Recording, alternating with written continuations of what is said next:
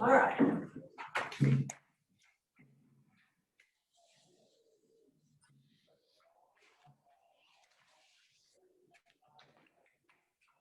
All right, measures of relative standing.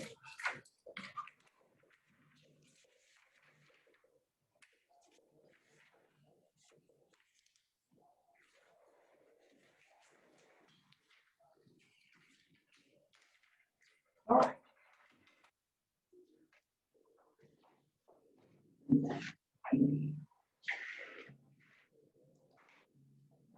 Measures of relative standing.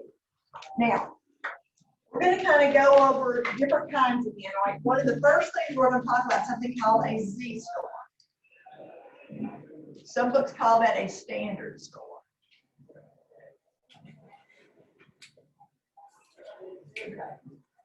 Now, if you got your formula sheets, you might want to pull them out so I can show you something. Printed them off. If you haven't, then make sure you print them off and start writing. Because it's going to be real important that you know what's on that formula sheet and what's not on that formula sheet. Okay. Now, your first test is going to be next week. Okay. It'll either be Tuesday or it'll be Thursday, depending on when I can get the lobby reserved. Okay. Because half of you will be in here and the other half will be in the lobby. And there are cameras to watch you, so to speak. I'll come get you started. And then the chair and the secretary will be watching from their offices. Okay? So what's going to happen when you take your test is you're going to get the test, and then you're going to get a clean copy of that formula sheet. So you're not going to be using your copy, you're going to be using my copy. So any notes you've written on there won't be there. Is everybody with me? So that's why you need to know what's on that sheet and what's not on that sheet. And most of what you need next week is not on that sheet. Okay? The z-score formula is, but it's in a weird place. Now here's your z-score formula. X minus x bar over s. Okay? X minus x bar over s.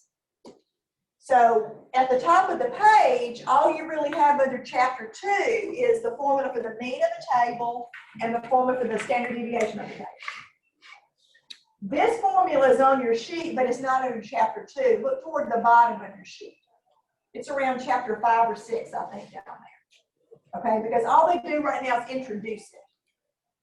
The last half of the third of the class, we use this all the time. So they just introduce it here, and then it's down at the bottom because that's where you're going to be using it most of the time. Now, let me give you an example, and we're going to kind of talk about this example. All right, I want to talk about the example of IQ scores. Okay.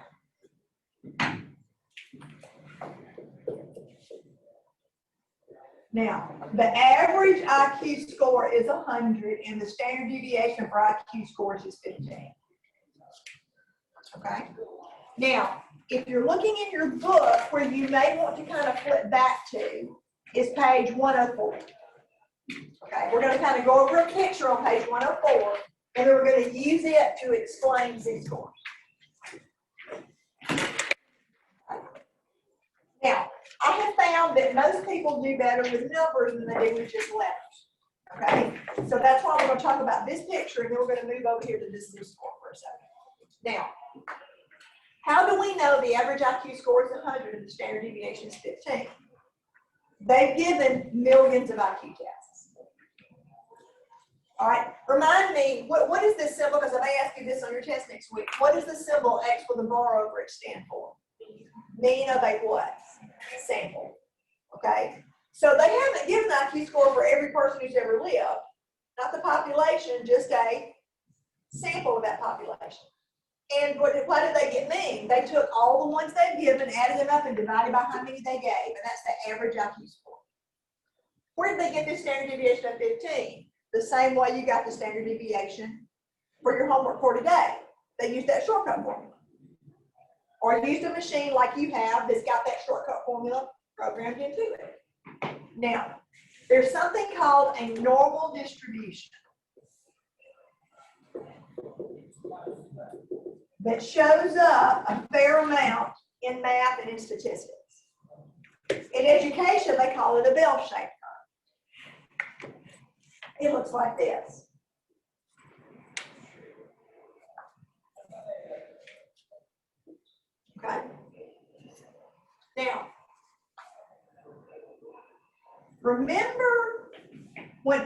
you were doing things like for homework when you're doing like mean, median, mode, and mid-range? Now, I have a question about mean, median, mode, and mid-range.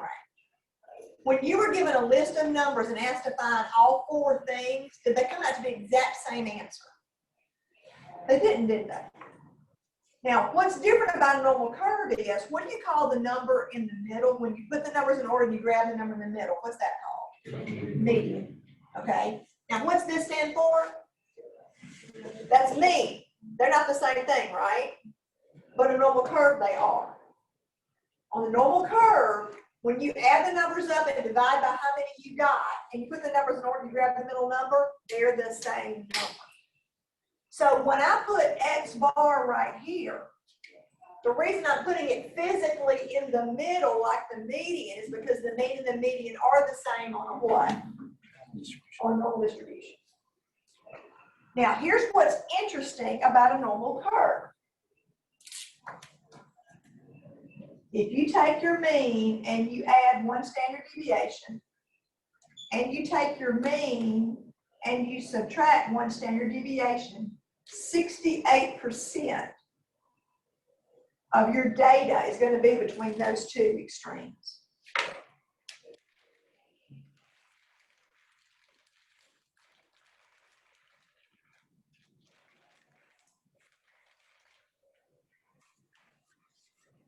Right? Now, if you take your mean and you add 2 standard deviations, and you take your mean and you subtract 2 standard deviations, 95% of your values are going to fall between those 2 numbers.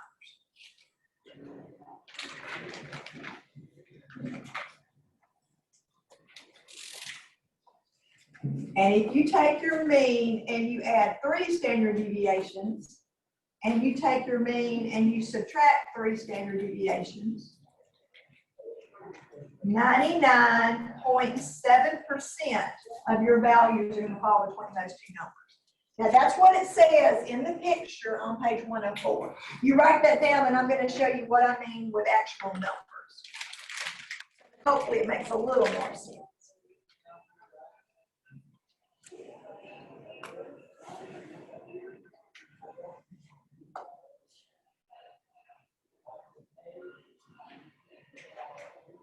Okay. Look at the example of IQ scores. What's the average IQ score? We said it was what? 100. What's the standard deviation for IQ scores? 15. 15 points. So if I take my mean of 100 and I add 1 of those standard deviations, what number would I be up to right here? What's your mean plus a standard deviation for IQ score? 115. If I took that mean of 100 and I subtracted a standard deviation, what's 100 minus the 15 going to give me? 68% of people have an IQ between what? 85 and what? 115. Now, instead of adding 1 standard deviation, what if you added 2 of them? In other words, I'm adding 2 of my 15. What would my IQ score be right here if I took 100 and added 2 15s? 2 times 15. It's 1 what? 30, isn't it? What if I took my mean and I subtracted 2 standard deviations? What am I down to now? An IQ of what? 70? So 95% of the general population has an IQ between what 2 numbers? 70 and what? 130. What would happen if you added 3 standard deviations? What are you up to now, an IQ of what? 1 what? You tell me. 145. If I took the 100 and I subtracted 3 10s, what would I be down to, an IQ of what? You got a calculator, do it if you need to. What do I get down to? 55. 99.7% of people, of the general population, has an IQ between 55 and what? 145. Now, this graph is also symmetric. So this half is a mirror image of that half. Now, what's interesting about the normal curve is these percentages don't change. Now, these numbers do. Now, what do I mean by these numbers do? Women's weights are also normally distributed. But the average weight of a woman is not 100 pounds. The last time I checked a few years ago was 143. And the standard deviation was 29. So what I would know is this. If that data is normally distributed, if I took that 143 and I added a standard deviation, you've got a calculator, add those two numbers for me, tell me what you get.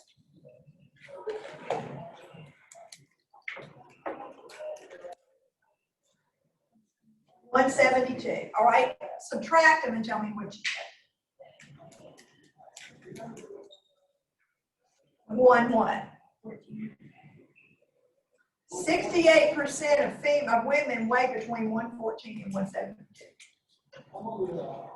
So that's what I mean by these numbers change, but percentages what? They don't. Now, all data is not normally distributed. And you get into trouble when you try to make all data normally distributed. But more data is normally distributed than you would think. Men and women's weights and heights are normally distributed. The lifespan of the tires on your car are normally distributed. IQ scores are normally distributed. So there's a good bit of data that is normally distributed. But now, my opinion though is you get into trouble when you try to make data that's not normally distributed. Let me tell you what I mean by that. When my husband was in grad school, he had a professor that made his grades normally distributed. So that meant if everybody scored 90 and above, some of those were F's. Because you had to have a middle value, and then 68% had to be between this and this. Is everybody with me? So that's what I mean by I don't think all data is normally distributed. Now, there's some people on campus that will tell you that tests should be normally distributed. In other words, the C should be the highest number. There should be fewer B's and D's and even fewer A's and what? F's. Otherwise, your test is either too easy or too hard. Now, that's not my philosophy. I don't think that. That's trying to make your data fit a what? A normal curve, but it doesn't necessarily fit that normal curve. So all data does not fit a normal curve. Now, let me ask you this. What percent of people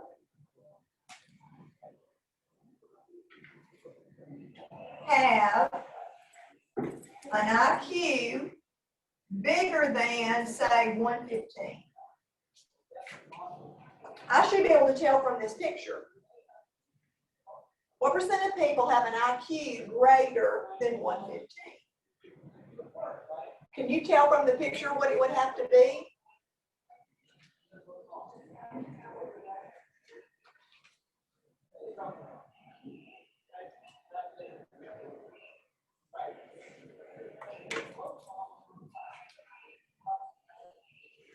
What do you think? What percent of people have an IQ above 115 if this picture is accurate? What percent? All right, answer me this. What percent of people have an IQ between 85 and 115? 68%. What does that leave you? What's left to work with? 30 what? 32%. So it's all 32% up here. What's going to be up here then? 16%. Why? Because half of it's got to be up here and what? Half of it's got to be back there. All right? What percent of people have an IQ above 130?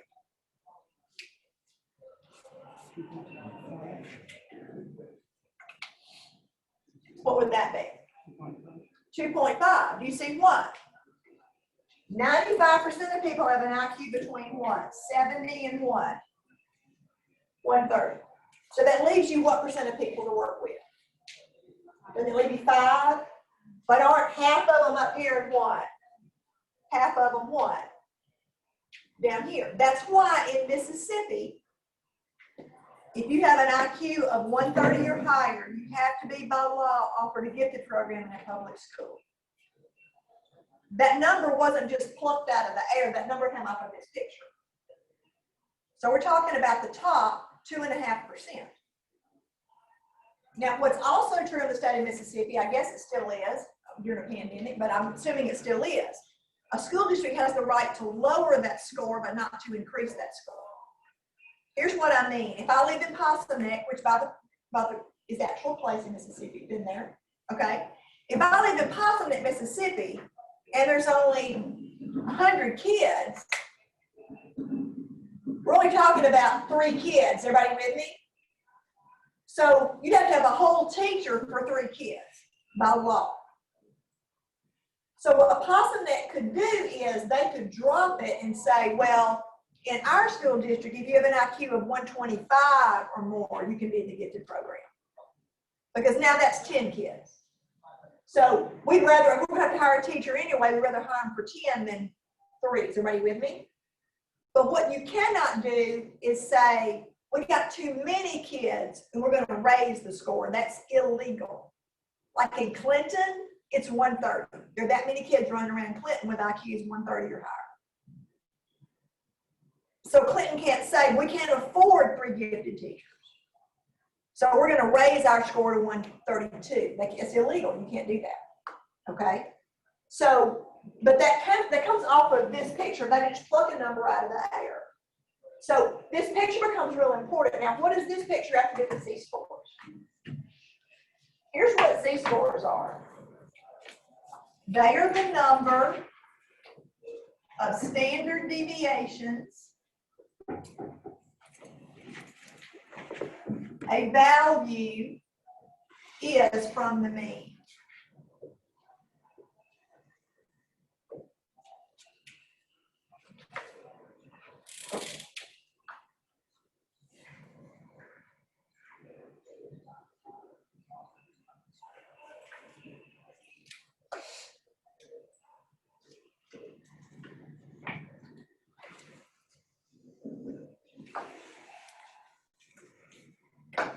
So what if I said this? Example. Find the Z-score for an IQ of 110.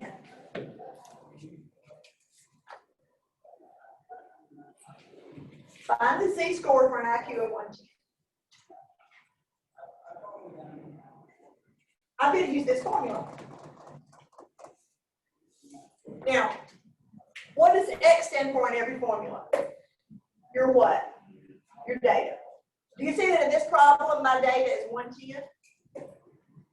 What's X bar stand for? Mean. What's the mean for IQ scores?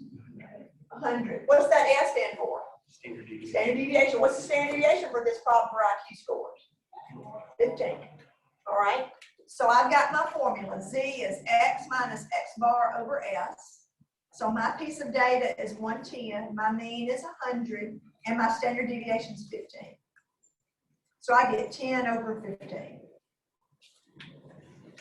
Everybody okay? Now, does that divide and terminate? Look on your calculator. What's 10 divided by 15? Does it just keep going? Now, normally I don't care, but here I do. You need to write yourself a note. I want you to round Z-scores to the hundredths. I didn't say round up, I just said round off. So that means I want 2 numbers to the right.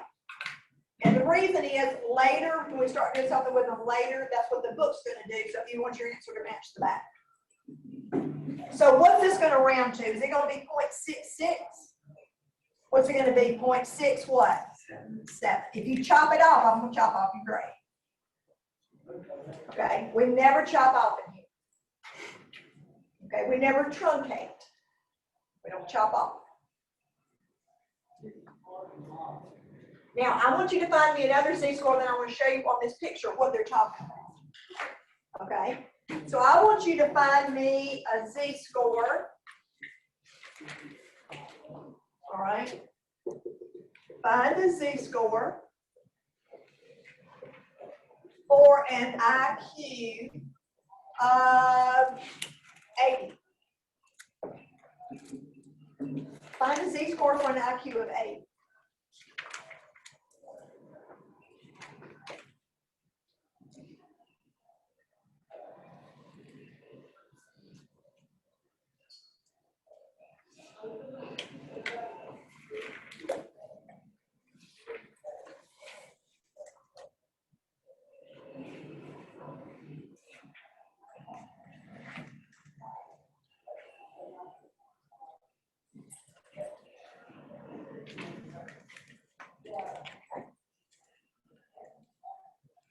So you've got your formula, x minus x bar over s. Okay, what's my x this time? It's not 110, what is it?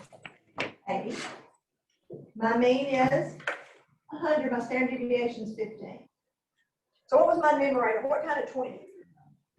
Negative. So I got a negative 20 divided by 15. Well, a negative divided by positive is a negative, isn't it? You got a negative 1 point what? 33. All right, so can everybody get the number part? Are we okay on that? Let's talk about what it is. This z-score is negative, and that z-score is positive, right?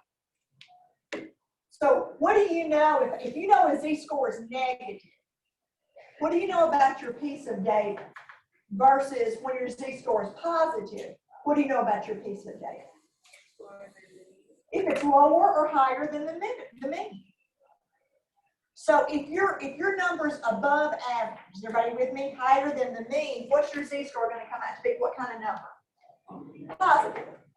If your value is below average, if it's smaller than the mean, your z-score is going to come out to be what? Negative. So that's one thing. The sign of the z-score tells you whether your number is above average or what? Below average. Now look at this picture. Do we understand that an IQ of 110 would be about right there? Is everybody okay? Go. Adjust this. All right. So an IQ of 110 would be about right here. That's above the average, right? Is that even one standard deviation away? It's about 2/3 of a standard deviation away. Now, your other z-score was a negative 1.33, wasn't it? All right, think about where that would be. Wouldn't 80 be about right here? Now, is that more or less than one standard deviation away? It's what? It's more. See, it's more than one. It's about 1 1/3 of another one away. And one's above and one's what? Below. So that's what the z-score is telling you. It's telling you whether your number's above or below average by the sign, and then it's telling you how many standard deviations away you are. Now, why does that matter? Remember when we were doing women's weights? We said that the average, if I remember, was like 143 and the standard deviation was 29. So I think we had like 114 to 172 if I remember. Well, notice, this person was 10 points above the middle, right? Well, see, if you're only 10 points above the middle here, if you were 10 pounds above the middle, you'd be about right here. So 10 here doesn't mean the same thing as 10 on this picture. Now, unless you're the woman that's gained the 10 pounds, but you see my girl. So it's a way to compare things that aren't equal. Is everybody with me? So that's why they're never going to say that this number was 10 above or 10 below. They're going to say how many standard deviations above or how many what? Standard deviations below. So one thing you've got to be able to do on your test is you need to know these three percentages, because then they ask you, What percent on a normal distribution, what percent of data is within 2 standard deviations? So within 2 means from 2 below to 2 above. So that would be 95%. I might say, what percent of data is within 1 standard deviation on a normal curve? And that would be 68%. So you need to know those 3 percentages, and you'll be able to know what a z-score is. Now, your author is going to ask you this question sometimes. He's going to ask you this. Is the value unusual? All right, is the value unusual? Here is your author's definition of unusual. More than 2 standard deviations from the mean. So your author's definition of unusual would be more than 2 standard deviations from the mean.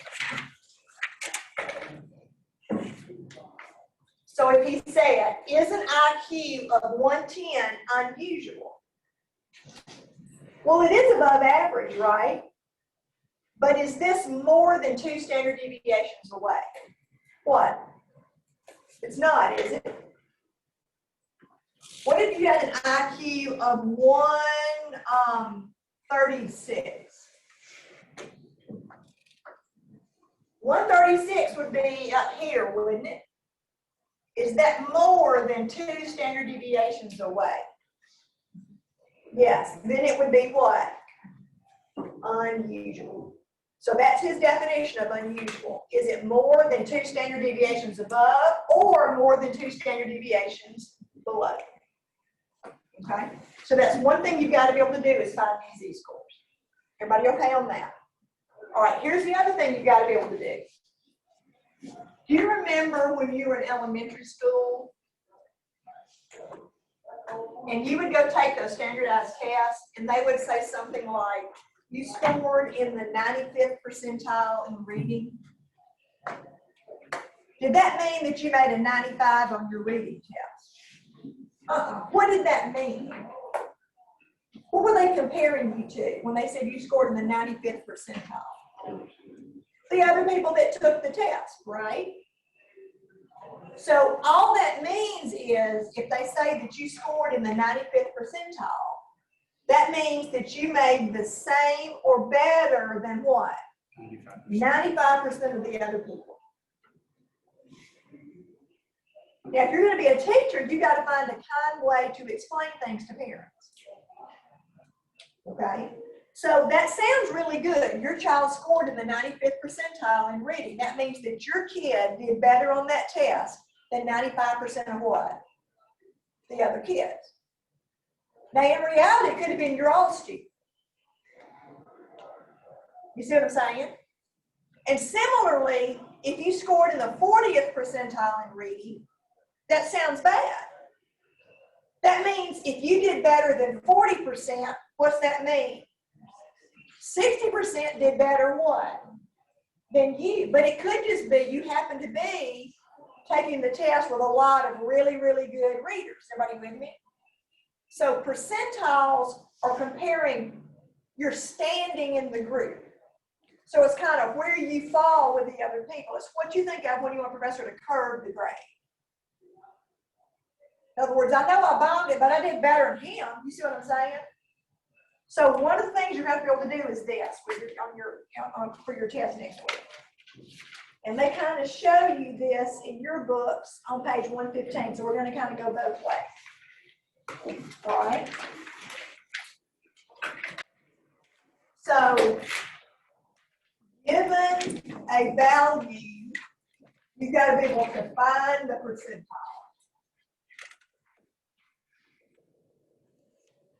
And then we're going to flip it around and do it the other way. So if I give you a value, you've got to be able to find me the percentile.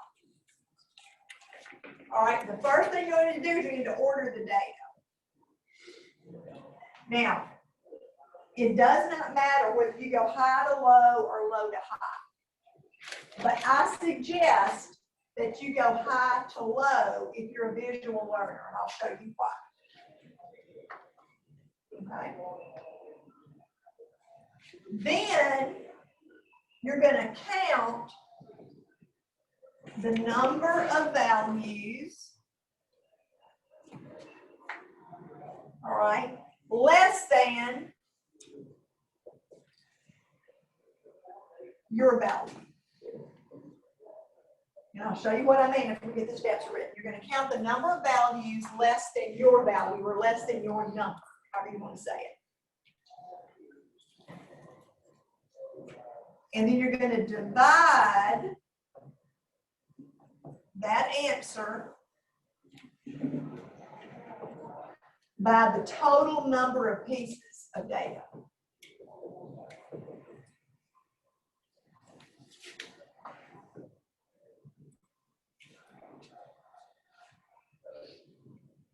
Now, we're trying to get to a percent. So this is going to give you a decimal. So how are you going to change that to a percentile? What are you going to do with that decimal? Multiply by 100.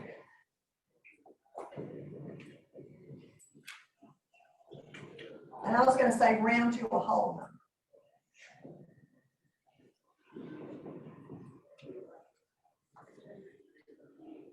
So what if you have this problem?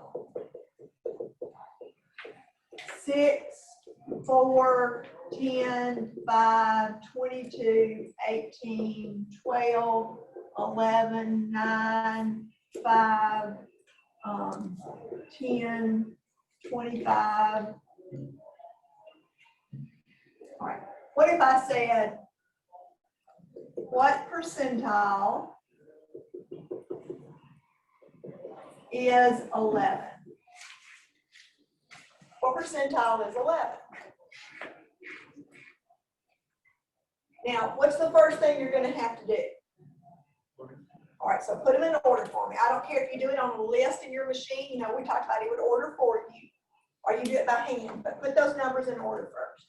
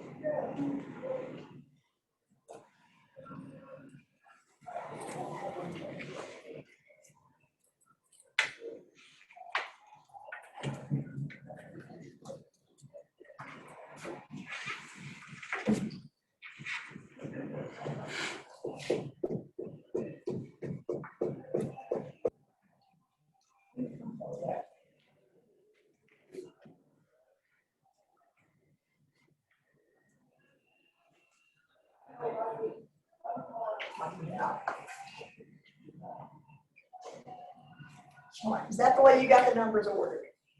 All right. I want to know, it says count the number of values less than your value. I wanted the percentile of what? 11. How many numbers in the list are smaller than 11? How many? 7? So what do I do with that 7? I divide it by the total number of pieces of data. All right, how many numbers are in that list over there? How many? 12. All right, take 7 with your calculator, divide it by 12. That should get you a decimal number, shouldn't it?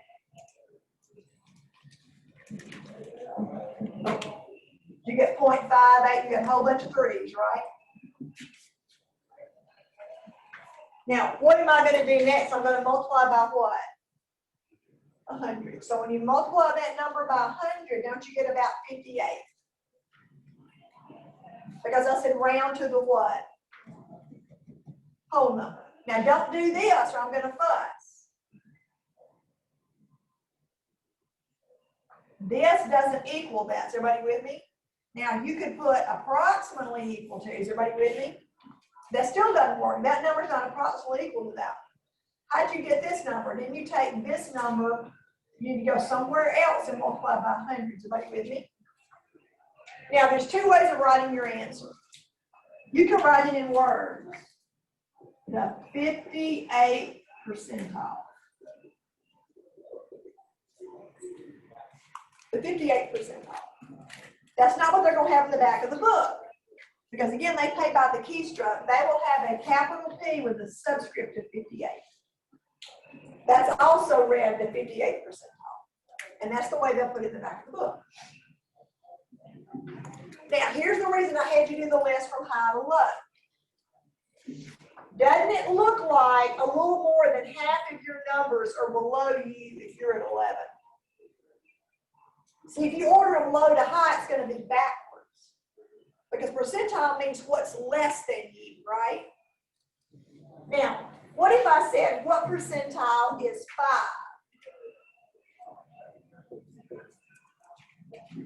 Now, does everybody see that there are 2 5s? But it doesn't matter how many 5s there are because I'm not counting the numbers less than or equal to. I'm only counting the numbers what? Less than. How many numbers in your list are less than 5? Only how many? 1.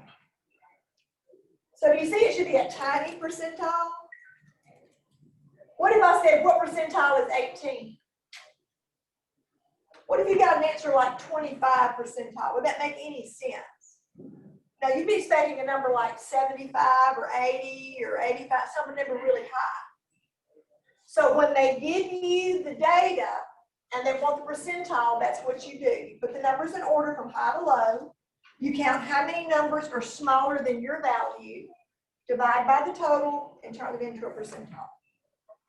Is everybody okay on that? You feel okay about it? So what'd you get for the answer to the 5? Did you get about the 8th percentile? Because you got like 0.08 and a bunch of 3s, didn't you?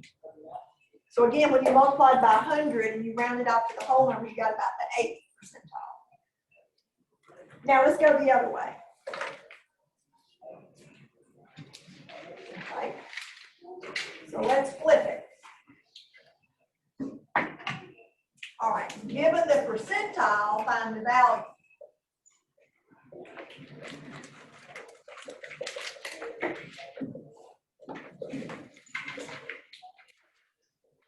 Data. So we're going to go in reverse. Now in your books, on page 116, they do a flow chart. So you might want to turn to page 116 so you can follow this flow chart.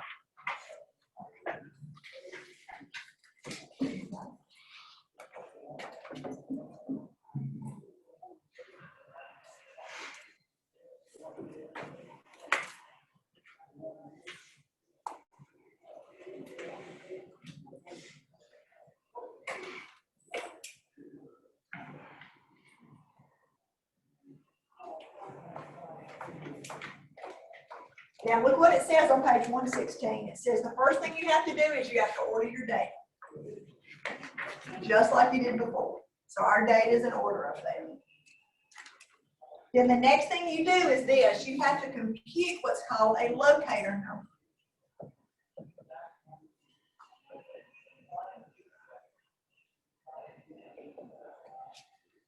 All right. And the locator number is this.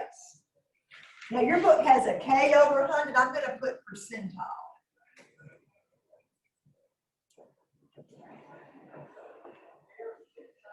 Times n. Now I need you to understand something. The locator number is not the answer. It's where you get the answer. It's the location. Okay? Now, one of 2 things is going to happen. If L is a decimal, you are going to round up, not off, but what? Up, and pick the value in that location.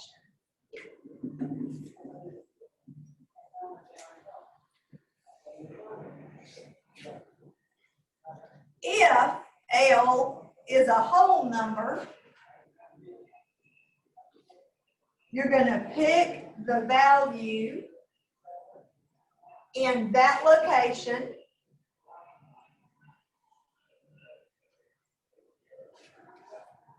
and the next higher location and average them.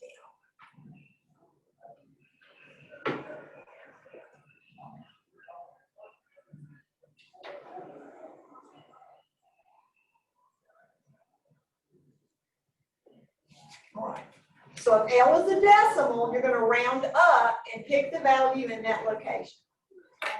If L is a whole number, you're going to pick the value in that location and the next higher location and average. Okay? So you copy that down and I'm going to work a couple of problems and make sure that we're clear.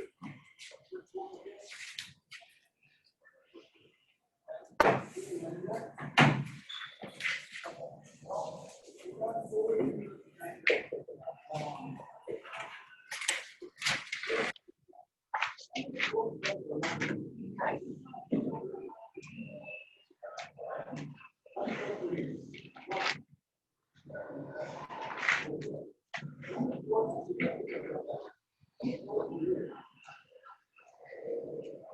All right. What if I said this? I gave you this list of numbers again, but this time I said find piece of 25. So I'm asking you to find the number in the 25th percentile. Now, what's your first step? You again put the data one in order. All right, so I've got my data in order from high to low. Now let me ask you this. Would the 25th percentile be up toward the top or down toward the bottom? Where would you expect it to be? Towards the bottom, because that means 25% of your numbers are below you. So that means 75% would be what? Above you. Is everybody with me? So you need to kind of know where you're going to be in a minute. Now look what it says. The first thing you got to do is find the locator number. All right, how do I find the locator number? I take my percentile and I divide by 100. All right, so come over here. What's my percentile in this problem? I'm going to take 25 and I'm going to divide it by 100. Now, what that does is change your percent back to a decimal. And then you're going to multiply it by n. Now, what did I tell you n stood for the whole semester? The number of pieces of data. So what's my n in this problem? 12.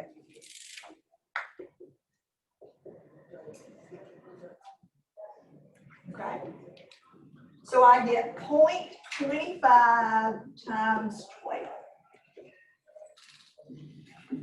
Is everybody okay? What does that come out to be? Exactly what number? Comes out to be what? 3. Now, first of all, is 3 my final answer? No, it's like the address, but you still got to go pick up the package. Now, if L is a whole number, you're going to pick the value in that position, that location. So I'm going to pick the third number. Is everybody with me? And the what? Next higher location. So I'm going to count from the smallest up. I'm going to pick the 1, 2, what? The third number and the fourth number. And I'm going to what? Average. So what am I going to do with this 5 and this 6? I'm going to take that 5 and add it to that 6 and divide by what? 2. So I get about 5 point what? 5.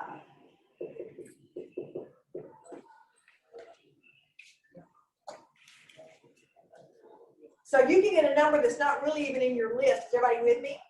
So about right here would be about 25% of my numbers below me. Doesn't it look like that?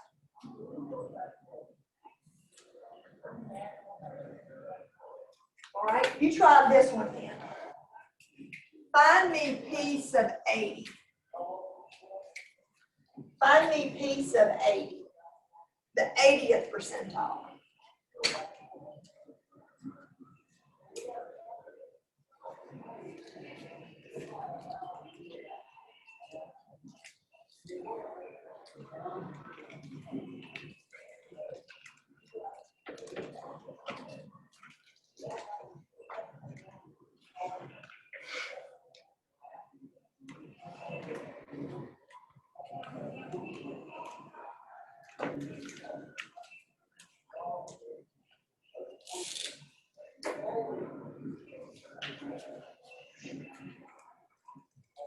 Okay.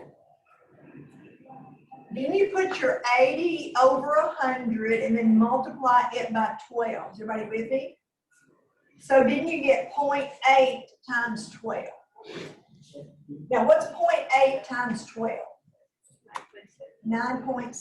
Now, this time it's a what? It's a decimal. So what are you going to do? You're going to round up. So I'm going to round up to what number? 10. Does everybody understand if this had been 9.1, I still would have gone to what? To 10. Now, I don't pick two numbers. I just pick that number and I'm finished. So I would go 1, 2, 3, 4, 5, 6, 7, 8, 9, 10. My answer is 18. And sure enough, doesn't it look like with 18, about 80% of your numbers are below. So do you see that it's more trouble with a whole number than it is with a decimal? Now, there's only 3 times this whole semester that you round up instead of off. 2 of those are going to be on test 1. You did it on class width, and now you're doing it on a locator. Okay? Now, does everybody know? Well, don't go anywhere because you still have something to do. Where's your homework going to be, though? Where's your work always going to be? On Moodle. Now, we've got one more little graph to show you on Tuesday. Show you on Thursday. So I hope that your first test is next Thursday. But that depends on if I can get the lobby. Everybody with me? It'll either be next Thursday or the next Tuesday. And we'll know for sure by next week, by Thursday of this week. So this is almost where your material stops. I've got to show you one more little graph to do, and that'll be the end of your test. Now, what you got to do right now, you got your first pop test. All right, so everything's closed up.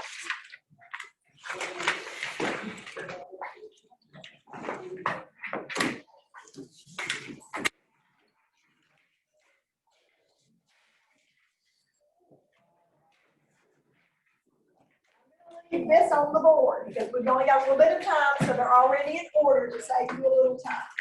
So you get 22 papers. Now what you do is find me your 4 measures of symmetry. So you got to find me your mean, your mode, your median, and your minimum. So your 4 measures of center for this list of data. When you finish, just fold it lengthwise. I mean, like hot dog. Put your name on the outside and put it on that table as you leave. And then your homework will be on the middle.